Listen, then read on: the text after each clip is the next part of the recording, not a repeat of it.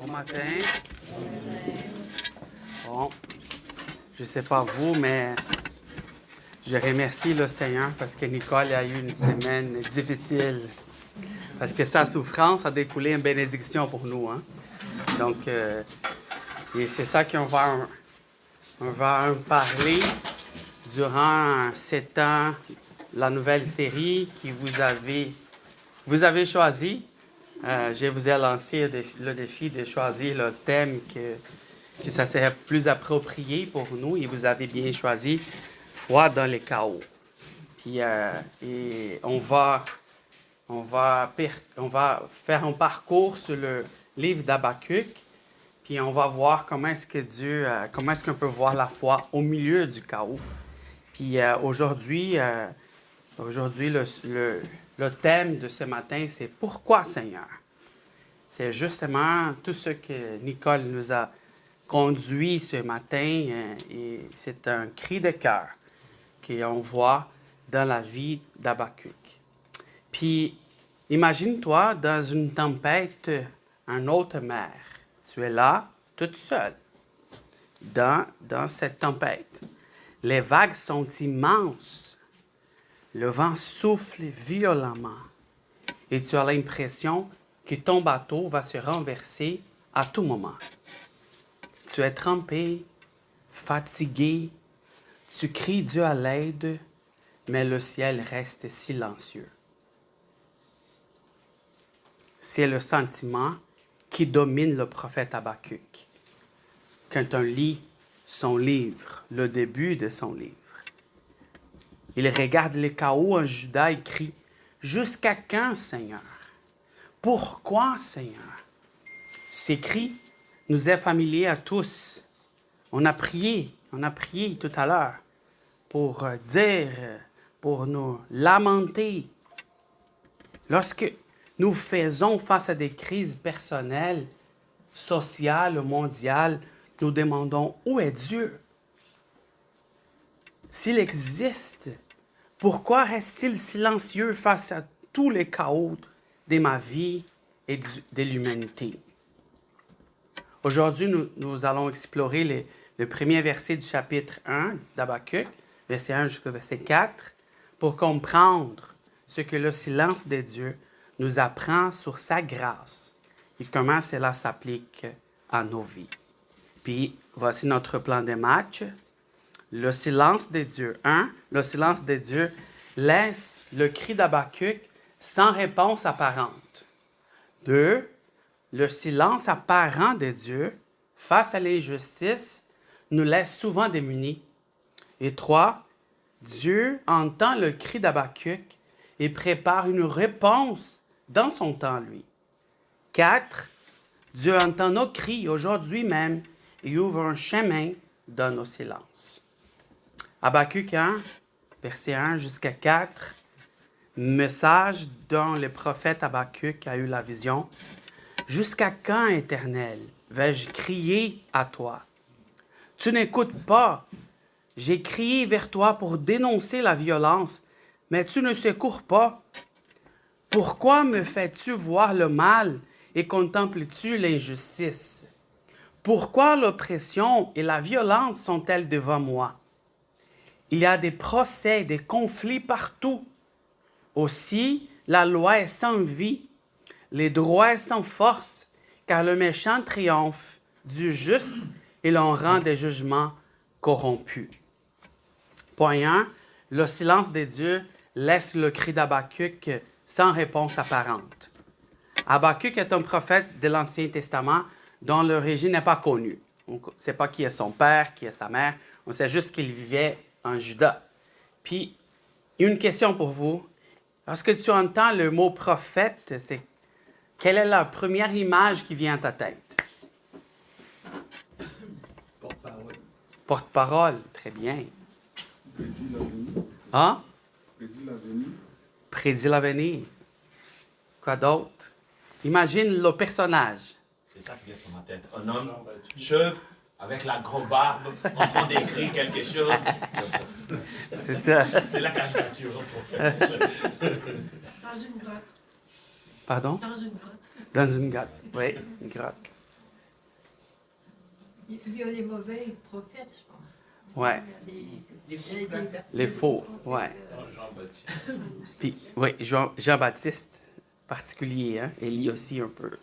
Souvent, on imagine un homme super mince, avec des habits, portant des habits bizarres, avec des longs cheveux ou chauves, mais les longs cheveux huileux, une grosse barbe mal faite. C'est ça. Un le visualise criant dans le désert ou dans une grotte ou tenant un panneau disant « La fin est proche ». C'est ça que souvent les gens imaginent. En réalité, être prophète dans la Bible, c'est tout autre chose.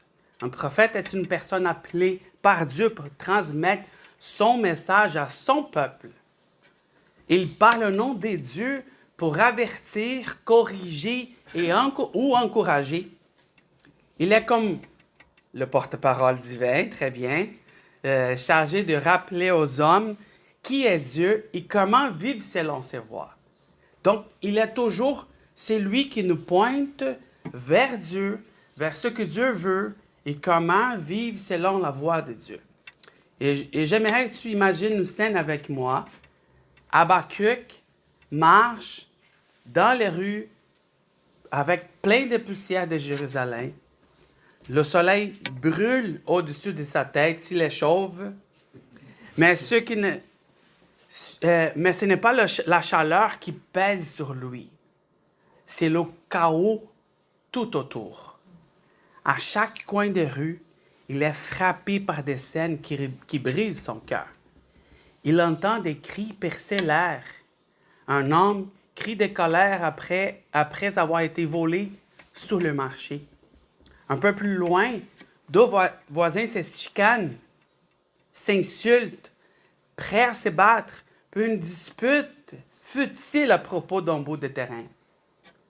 Une femme pleure à genoux devant sa maison, ses enfants affamés autour d'elle, sans espoir de trouver du pain. En passant près du tribunal, Habakkuk s'arrête un instant.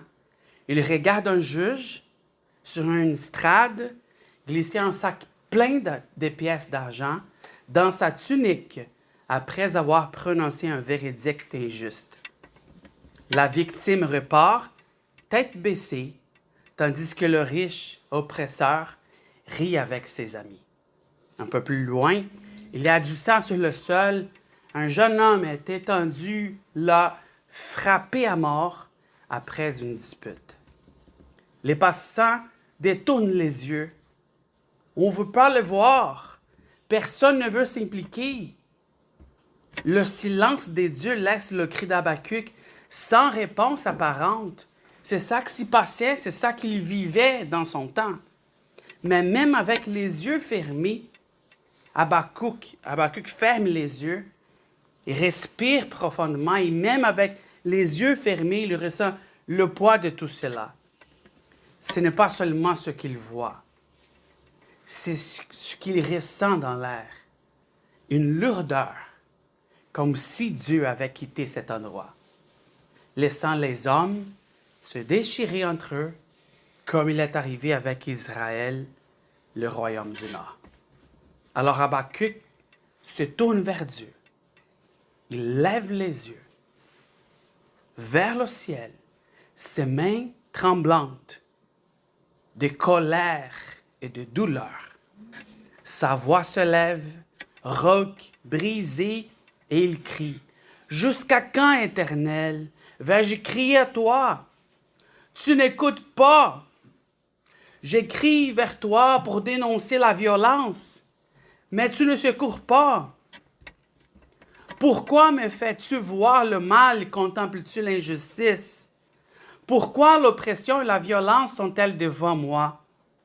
Il y a des procès et des conflits partout. Aussi, la loi est sans vie, les droits est sans force, car le méchant triomphe, Dieu juste, et l'on rend des jugements corrompus. Sa voix résonne dans les ruelles, mais le ciel reste silencieux.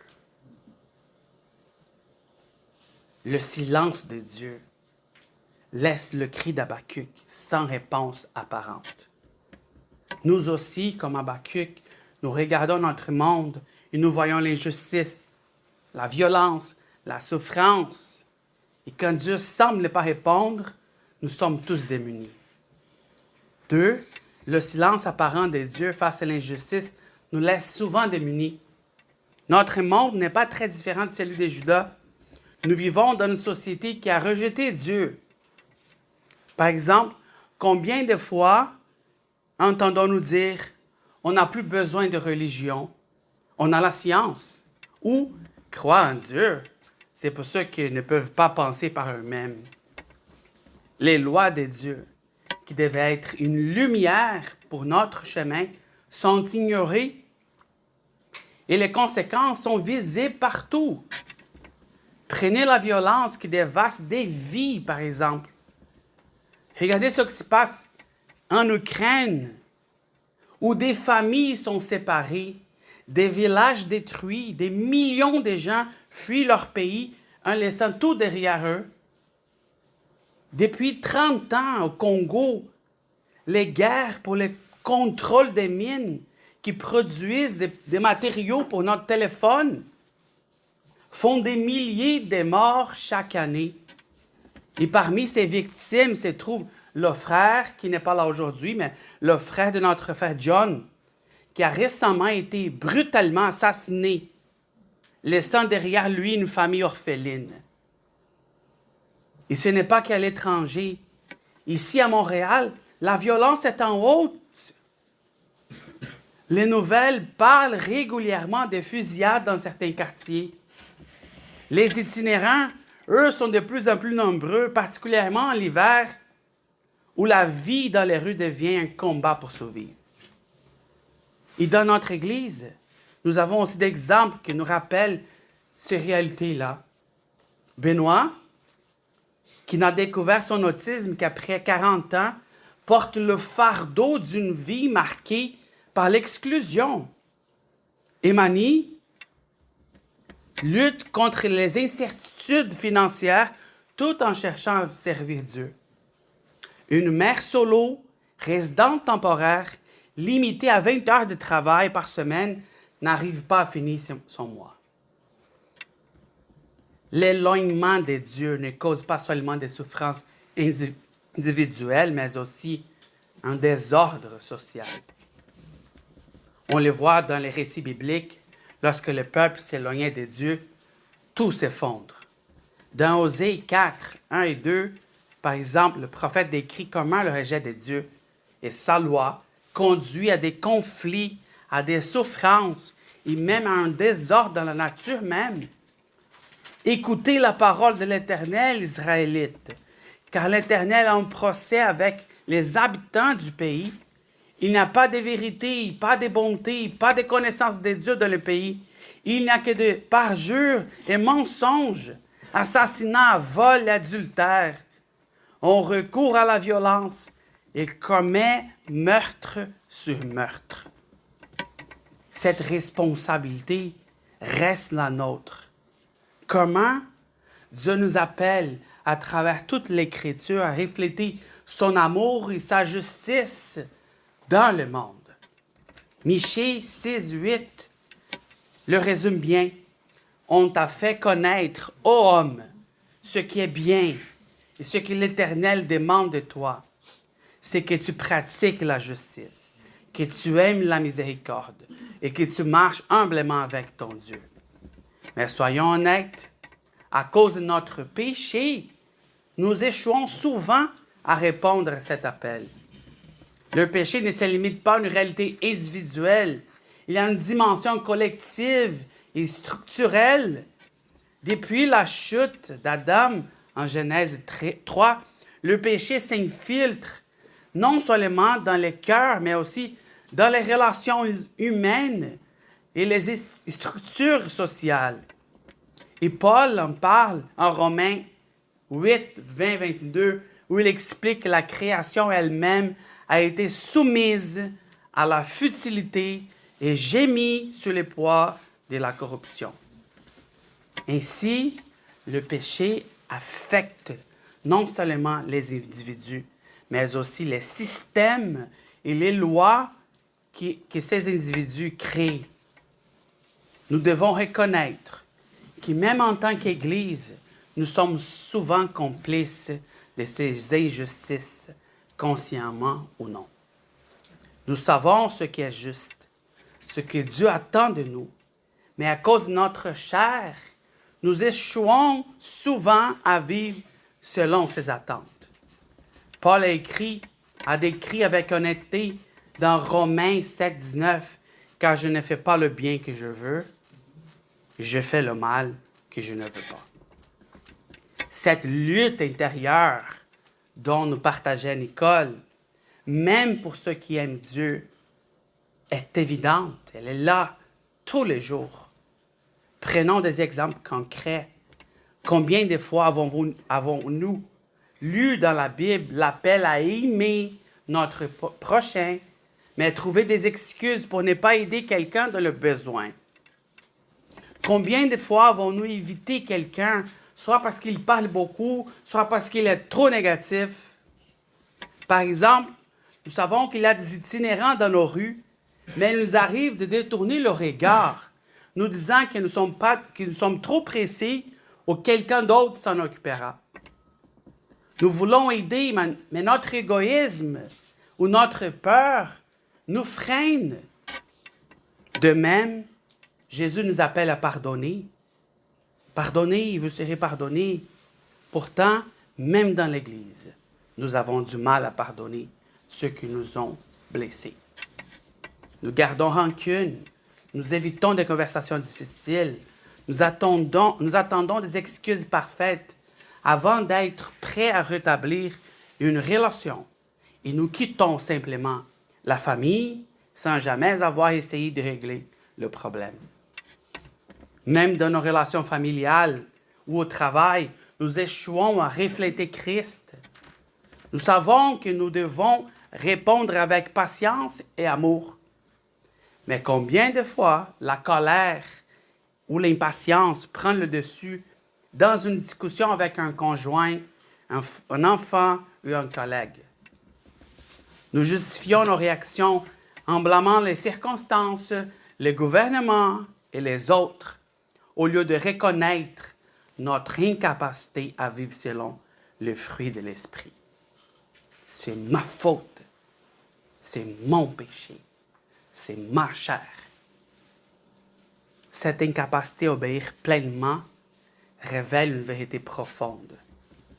Même en tant qu'enfants de Dieu, nous ne pouvons pas accomplir la justice de Dieu par nos propres forces.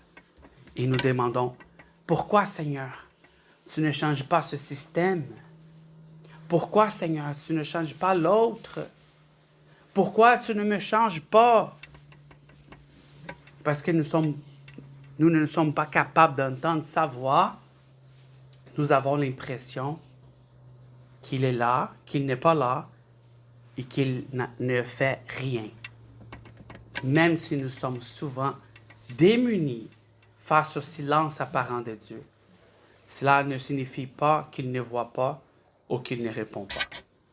Le cri d'Habakkuk, lourd de désespoir et de questions, ne tombe pas dans l'oubli. Dans son temps, Dieu entend, Dieu agit. C'est ce que nous allons voir dans le texte à partir du dimanche prochain. Dieu entend le cri d'Habakkuk et prépare une réponse dans son temps. Dieu a une réponse qui dépasse la compréhension humaine, mais qui témoigne de sa souveraineté et de son plan parfait. 3. Dieu entend le cri d'Habakkuk et prépare une réponse dans son temps. Habakkuk reste immobile, le regard tourné vers le ciel. Il attend, mais le silence persiste. Tout semble figé, comme si son cri était perdu dans l'immensité. Pourtant, l'Éternel l'entend. Ce silence n'est qu'apparent, car Dieu agit même lorsque tout semble désespéré Et soudain, la réponse arrive. Pas une réponse immédiate pour réparer tous les chaos visibles, mais une réponse qui révèle que Dieu est toujours souverain et qu'il prépare un plan parfait. La semaine prochaine, nous allons voir que l'Éternel parle. Et ces mots brisent l'attente. Il dit à Habakkuk, « Regarde parmi les nations, regarde, sois saisi d'étonnement. Je vais faire en vos jours une œuvre que vous ne croiriez pas si on vous le racontait. » Verset 5. C'est un rappel que Dieu voit tout, qu'il est au contrôle, même lorsque les hommes ne perçoivent pas. Il agit dans un cadre bien plus grand que ce que nous pouvons comprendre. Lorsque l'injustice semble triompher, Dieu n'est ni passif, ni indifférent. Il prépare son plan d'action. Tout est déjà préparé. Tout est déjà prêt. Et nous allons voir au long de cette série que Dieu utilise un peuple plus méchant que Juda, c'est la Babylone, pour corriger son peuple. Pourquoi Dieu utiliserait-il une nation encore plus méchante pour juger Juda? Habakkuk lutte avec cette idée, tout comme nous luttons parfois avec le fait que Dieu agit d'une manière qui dépasse notre compréhension. On veut que Dieu agisse d'une manière, mais Dieu, il a sa manière. Ésaïe 55, 8. Car mes pensées ne sont pas vos pensées, et vos voix ne sont pas mes voix, dit l'Éternel. Dieu nous enseigne dans son silence sa souveraineté. Habakkuk apprend que dans son temps, Dieu accomplit toujours sa justice. Ce n'est pas parce qu'il ne répond pas comme il le veut qu'il reste inactif. Sa justice, sa grâce se déploie dans son temps et sa souveraineté englobe tout. Dieu entend le cri d'Habakkuk. Il prépare une réponse dans son temps. Et pour nous aujourd'hui, comment Dieu intervient-il face à l'injustice? Nous vivons aussi des moments où nous avons l'impression que Dieu reste silencieux face à nos cris. Mais tout comme pour Habakkuk, ce silence apparent n'est jamais une absence. Aujourd'hui encore, Dieu entend nos cris, ton cri, et prépare un chemin, même au milieu de nos doutes et de nos luttes. 4. Dieu entend nos cris aujourd'hui et ouvre un chemin dans nos silences. Aujourd'hui, tout comme dans le temps d'Habakkuk, nous crions à Dieu face aux injustices, à la souffrance et au silence. Et tout comme à cette époque, Dieu entend.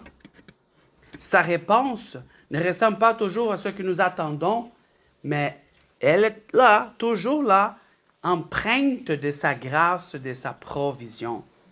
L'action de Dieu est présente. Regardons ce qui se passe dans le monde. Dieu intervient au Congo, où des conflits ravagent des vies. Des églises locales offrent refuge et soutien aux victimes.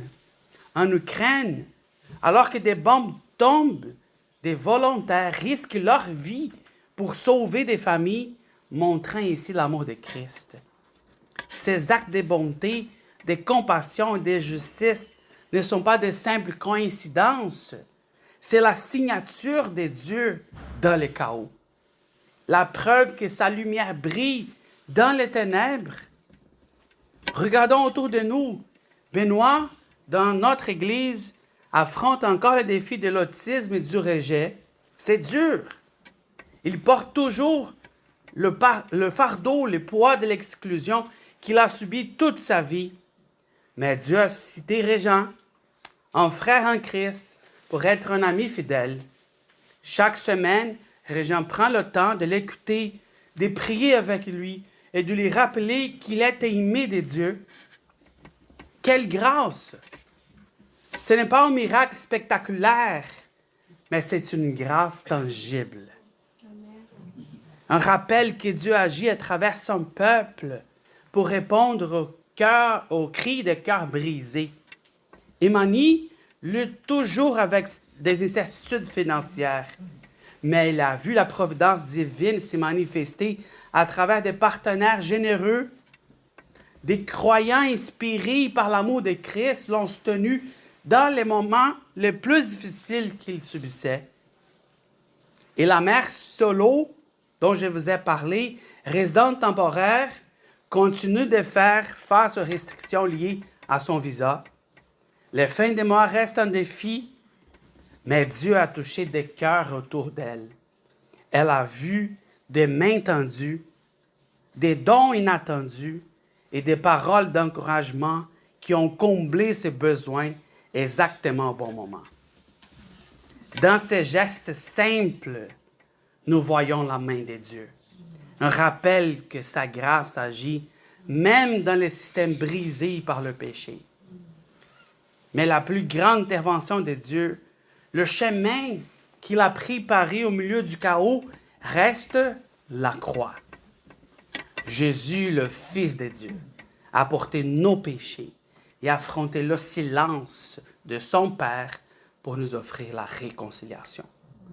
Quand il crie « Mon Dieu, pourquoi m'as-tu abandonné ?» Ce silence n'était pas une absence. C'était le moment où Dieu accomplissait le plan ultime de rédemption, c'est-à-dire la nouvelle chance que Dieu donne pour répartir à zéro nos péchés, nos luttes, nos fautes, un peu répartis à zéro grâce à ce que Jésus a accompli à la croix. Par la croix, Jésus a vaincu le péché et la mort. Il a ouvert un chemin pour que nous puissions expérimenter la présence de Dieu, même au milieu de la souffrance. Imagine-toi à nouveau dans une tempête à haute mer, celle que je vous ai racontée au début. Les vagues sont toujours immenses. Le vent souffle violemment. Et tu as l'impression que ton bateau va renverser à tout moment. Tu es encore et encore trempé, fatigué, tu cries toujours à l'aide et le ciel reste toujours silencieux. Soudain, au loin, tu aperçois une lumière. C'est un phare, solide, inébranlable. Il ne calme pas immédiatement la tempête, mais il éclaire un chemin pour te guider. Grâce à cette lumière, tu trouves le courage de continuer. Et peu à peu, tu avances vers un refuge. C'est exactement ce que Jésus fait pour toi. Par sa croix, il a la lumière qui brille. Dans tes nuits les plus sombres, tu regardes le phare solide, inébranlable que c'est Jésus. Et ton phare, il est ton phare dans les tempêtes de la vie. Même si les vents continuent de souffler et les vagues de frapper, sa présence t'assure que tu n'es jamais seul. Ésaïe 41:10. N'aie pas peur, car je suis moi-même avec toi. Ne promène pas de regards inquiets, car je suis ton Dieu. Je te fortifie, je viens à ton secours. Je te soutiens par ma main droite, la main de la justice. Puis pendant que j'ai préparé, un chant m'est venu à l'esprit. Ne crains rien, je t'aime. Ne crains rien, je t'aime. Je suis avec toi. Promesse suprême qui soutient ma foi. La sombre vallée n'a plus de terreur. L'âme consolée, je marche avec mon Sauveur. Non, jamais tout seul. Non, jamais tout seul. Jésus, mon Sauveur, me garde. Jamais il ne se seul. Non, jamais tout seul. Non, jamais tout seul. Jésus, mon sauveur, me garde. Je ne suis jamais tout seul. Jésus transforme ta peur en espoir, ton désespoir en louange et le silence aussi dans une joie profonde parce que tu n'es jamais seul. Avec lui, tu as non seulement un refuge, mais aussi la promesse qu'un jour, la tempête cessera pour toujours. Dieu entend nos cris. Aujourd'hui, il ouvre un chemin dans le silence. Psaume 34, 18. L'Éternel est près de ceux qui ont le cœur brisé. Et il sauve ceux qui ont l'esprit abattu. Psaume 10, 18. Il fera droit aux orphelins et aux opprimés, afin que l'homme de la terre cesse d'inspirer le froid. Matthieu 11, 28. Jésus a dit, venez à moi, vous tous qui êtes fatigués et chargés, et je vous donnerai du repos. Et Paul a écrit 2 Corinthiens 4, 17, car nos légères afflictions du moment présent produisent pour nous, au-delà de toute mesure, un poids éternel de gloire. Cela ne signifie pas que nos souffrances sont faciles, mais que Dieu les utilise pour accomplir un bien éternel et glorieux. Alors, peu importe les tempêtes que tu traverses, rappelle-toi que Dieu est avec toi. Il te voit. Tu n'es pas seul. Il t'aime. Tu n'es pas abandonné. Ce n'est pas une promesse de vie facile, mais c'est une assurance que tu n'es jamais seul. Aujourd'hui, je t'invite à lui faire confiance, à lui ouvrir ton cœur dans tes luttes et à exprimer sa grâce qui agit encore. Tu peux sortir d'ici avec l'assurance que le Dieu qui a entendu le cri d'Habakkuk entend aussi tes cris. Il prépare un chemin pour toi dans le silence. Il te conduit pas à pas vers sa paix éternelle en Jésus-Christ. Amen. Seigneur, merci. Merci pour la vie d'Habakkuk, de voir qu'il a exprimé ce qu'il y avait dans son cœur, comme nous avons fait ce matin. Il a exprimé les complaintes, Seigneur, de lamentation devant toi, Seigneur. Et tu, ensuite, nous as fait comprendre que tu es avec nous et qu'on peut te faire confiance. Seigneur, s'il y a parmi nous des gens qui luttent avec des doutes, avec des situations où on a besoin d'une réponse et on entend que le silence, qu'on puisse aujourd'hui avoir la certitude que tu es un Dieu présent, que ce silence est apparent et que tu agis, que tu entends nos cris. Viens au secours de notre incrédulité, Seigneur. Viens sauver ceux et celles qui ont besoin de ta grâce, ton amour. Merci, Seigneur, au nom de Jésus. Amen.